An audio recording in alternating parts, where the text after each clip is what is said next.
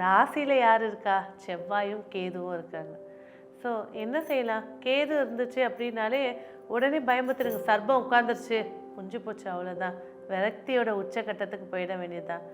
அதாவது ஒரு கிரகம் ஒரு தோஷத்தை தந்தாலும் சரி, ஒரு யோகத்தை தந்தாலும் சரி, அதோட வேலையை நம்ம செஞ்சிட்டோன்னா அந்த கிரகம் சைலண்ட்டாக இருக்கும்.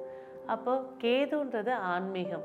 ஒரு ஆன்மீக புத்தகம் வாங்கி டெய்லி ஒரு 1/2 அன் ஹவர் படிக்கலாம். அந்த கேதுவோட வேலை முடிஞ்சு போயிடும். உங்களோட வாழ்க்கையிலையோ பொருளாதாரத்துலேயோ வளர்ச்சியிலையோ அந்த கேதுன்ற கிரகம் பிரச்சனையை தராது. சரி, அப்போ பாக்கியாதிபதி உட்கார்ந்துருக்காரு, ராசியாதிபதி லாபத்தில் உட்கார்ந்துருக்காங்க.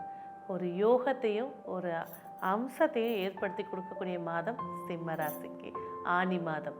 சரி, ஸோ இந்த ஜாதகர் எடுக்கக்கூடிய முயற்சிகள் வெற்றியை ஏற்படுத்தி தரப்போகுது.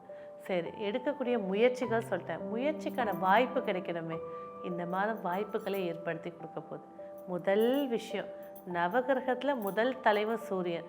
இந்த கேதுன்னு சொல்லும்போது எல்லா தெய்வத்துக்கும் முதல் தெய்வம்ன்றது விநாயக பெருமான். அப்போது என்ன காரியம் தொட்டாலும் விநாயகரை தொட்டுட்டிங்கனாக்கா இந்த மாதம் சக்ஸஸ்.